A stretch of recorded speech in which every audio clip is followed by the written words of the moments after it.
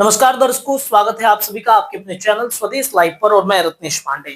बिहार के विधानसभा चुनाव से ठीक पहले तमाम जो गठबंधन है, जो साथी हैं, गठबंधन के जो पार्टियां हैं, वो तैयारी के मोड में हैं। लगातार बैठकें हो रही हैं, यात्राएं चल रही हैं, अलग अलग पार्टियों की, अलग अलग दल के शीर्ष नेता यात्रा पर हैं। एनडीए गठबंधन में नरेंद्र मोदी का कार्यक्रम लगातार चल रहा है। आपने देखा कि पटना में रोड शो करने पहुंचे और अब सिवान में पहुंच रहे हैं। 20 तारीख को नरेंद्र मोदी सिवान पहुंचेंगे। इसके अलावा नरेंद्र मोदी के ऐसे कई कार्यक्रम बिहार के अलग अलग क्षेत्रों में लगने जा रहे हैं। तो भारतीय जनता पार्टी पूरी तरीके से तैयार है कि इस बार का फॉर्मूला हमारा क्या होना चाहिए विधानसभा चुनाव लड़ने का। चुनाव लड़ने के साथ साथ ज्यादा से ज्यादा सीट पर चुनाव जीतना है, ये भी एक प्रायोरिटी है भारतीय जनता पार्टी की। और अगर वो चुनाव में ज्यादा से ज्यादा सीट लाएंगे तो शायद उनका मुख्यमंत्री, अगर बीजेपी जीतती है या फिर एनडीए गठबंधन जीतता है, तो उनका बीजेपी भारतीय जनता पार्टी की तरफ से होगा। चिराग पासवान भी चाहते हैं कि हम सीएम बन जाएं। वो लगातार ये बात कह रहे हैं कि बिहार हमें बुला रहा है, बिहार की धरती हमें बुला रही है। वो भी सीएम बनना चाहते हैं, उनकी भी अपनी एक महत्वाकांक्षा है, उस महत्वाकांक्षा पर वो काम कर रहे हैं। इसके अलावा बात अगर महागठबंधन की जाए तो तेजस्वी यादव के कई जो सर्वे आए हैं, उस सर्वे में तेजस्वी यादव का नाम टॉप पर चल रहा है कि बिहार में मुख्यमंत्री के चेहरे के प्रबल दावेदार के रूप में बिहार की जनता, खासतौर पे युवा, ये चाहते हैं कि तेजस्वी यादव इस बार मुख्यमंत्री बने। हालांकि कई सर्वे तो ये कहे जाते हैं, भारतीय जनता पार्टी या कई जो जेडीयू के नेता हैं ये आरोप लगाते हैं कि ये पेड सर्वे, पेड करा के सर्वे किया जाता है और माहौल बनाया जा रहा है। क्या है क्या नहीं है, ये विधानसभा चुनाव के ठीक पहले दिखेगा।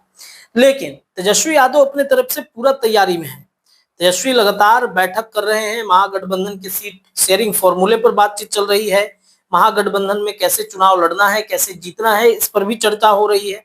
देखिए, जो पिछले दिनों बैठक हुई थी महागठबंधन की, इस बैठक में इसके पूर्व मैंने बताया कि सीट बंटवारे को लेकर के चर्चा चली है। मुकेश सहनी बीच मीटिंग में खड़े हुए और उन्होंने कहा कि सीट बंटवारा हो जाना चाहिए। सीट बंटवारे के साथ साथ ये तय हो जाना चाहिए कि कौन सा प्रत्याशी इस मैदान में हमारा जा रहा है। प्रचार प्रसार ज्यादा होगी, मजबूती ज्यादा मिलेगी, तो हमारे लिए चुनाव जीतना आसान हो जाएगा।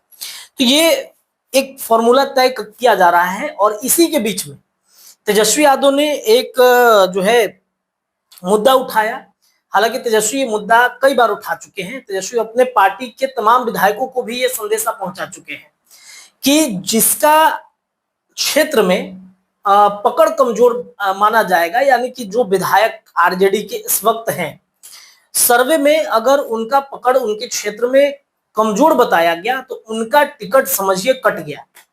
और मैंने आपको एक हफ्ते पहले खबर दिया भी था कि सर्वे जो है वो तेजस्वी यादव करा रहे हैं और आरजेडी खासतौर पे करा रही है कि कौन से विधायक अपने क्षेत्र में ज्यादा काम कर रहे हैं। और कई लोगों की शिकायत मिली है। आपको याद होगा कि तेजस्वी यादव बीते साल में उन्होंने कई यात्राएं की हैं अपने बिहार के अलग अलग क्षेत्रों में घूमकर, खासतौर पे कार्यकर्ता संवाद सम्मेलन उन्होंने किया था। तब कई विधायकों की शिकायत मिली थी, बंद कमरे में खूब बातचीत हो रहा था। वो बातचीत बाहर मीडिया के सामने ऑन द कैमरा नहीं, ऑफ द रिकॉर्ड आ रहे थे कि तेजस्वी क्या चाहते हैं।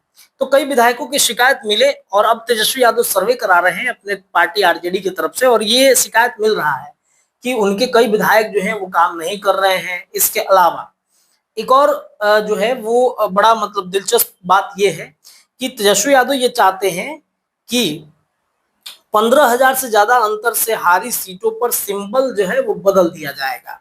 महागठबंधन में सीट फॉर्मूले को लेकर के भी खूब चर्चा है। देखिए, बिहार में चुनाव को लेकर महागठबंधन ने 2020 के फॉर्मूले पर ही सीटों का बंटवारा करेगी, ऐसा माना जा रहा है।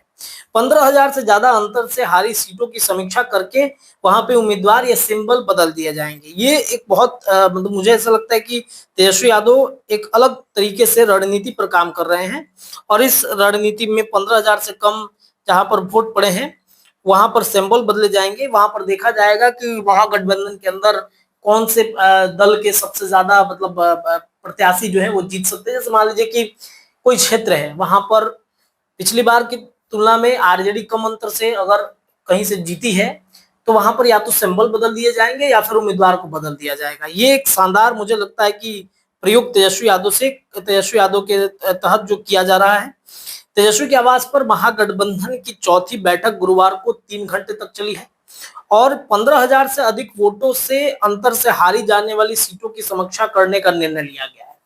ऐसे में उन सीटों पर उम्मीदवार और पार्टी का सिंबल भी बदल दिया जाएगा।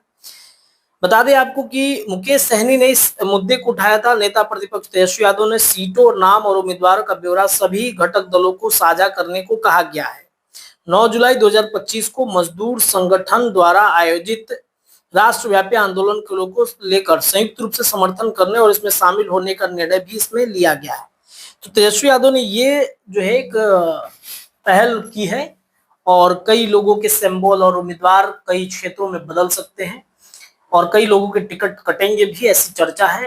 लगातार ये चर्चाएं उठ रही हैं। अब देखना तेजस्वी को है, लालू प्रसाद यादव को तय करना है कि आगे वो क्या करते हैं। तो फिलहाल इस रिपोर्ट में इतना ही। आपको ये खबर कैसी लगी हमें जरूर बताइए। जुड़े रहिए अपने चैनल स्वदेश लाइव के साथ। बहुत बहुत धन्यवाद।